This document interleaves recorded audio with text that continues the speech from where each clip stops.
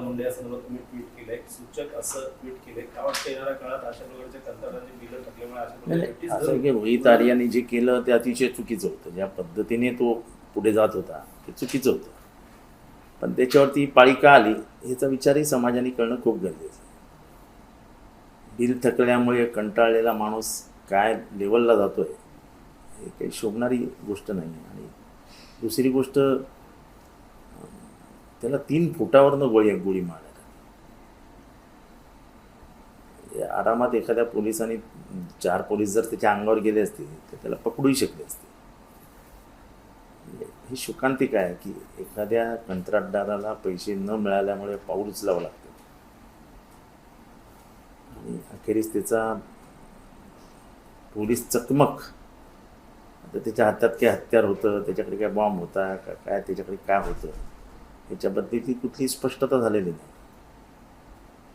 त्यांनी उचललेलं पाऊल अतिशय चुकीचं होतं, अतिशय चुकीचं. मुख्यमंत्री माझी शाळा सुंदर शाळा अभियानातील PLC स्वच्छता मॉनिटर प्रकल्पासाठी केलेल्या कामामध्ये सरकारने पैसे दिले नाही आणि सरकारसोबत त्याचे अनेक पत्रकार त्यांनी अगोदर मला तेच म्हणणं आहे की त्यांनी म्हणजे जे कारण पुढे येते ते लाजिरवाण आहे. म्हणजे सरकार आत्तापर्यंत 2-3 जणांनी आत्महत्या करण्याचा प्रयत्न केला, 1 जणांनी आत्महत्या केली आणि हे दुसरं इतकं भयंकर प्रकरण घडलं.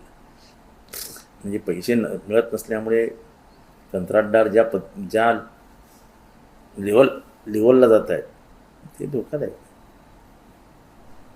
ऑडिशनच्या नावाखाली मुलांना अशा प्रकारे ते सोडून द्या, त्याच्याशी काय मला सरकारला त्यांनी इशारा देखील दिला होता. ते जाऊ द्या हो, ते जाऊ द्या हो. त्याला बिल मिळालं नाही ही 100% सत्य परिस्थिती, पण त्यांनी जो मार्ग अवलंबला तो चुकीचा.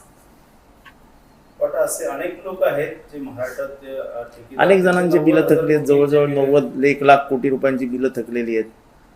कुठलाही धंदेवाईक हा लोकांकडनं पैसे उधार घेतो, मार्केटमधनं उचलतो आणि जर ते वेळेत मिळाले नाही तर तो त्याला डुबायचंच आहे, त्याला मारायचंच आहे.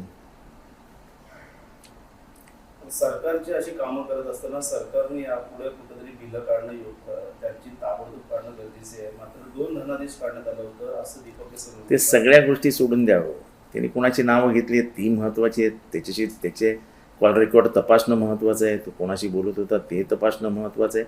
पण सर्वात महत्त्वाचं म्हणजे त्यांनी जी पद्धत अवलंबली ही खूप चुकीची होती आणि त्याच्यामुळे त्याला त्याच्या अंगावर आलं. पण पोलिसांनी जर त्याला पकडण्याचा प्रयत्न केला असता तर नक्कीच त्यांना यश आलं असतं आणि बिल वेळेत मिळालं असतं, कदाचित ह्या प्रसंग उद्भवलाच नसता.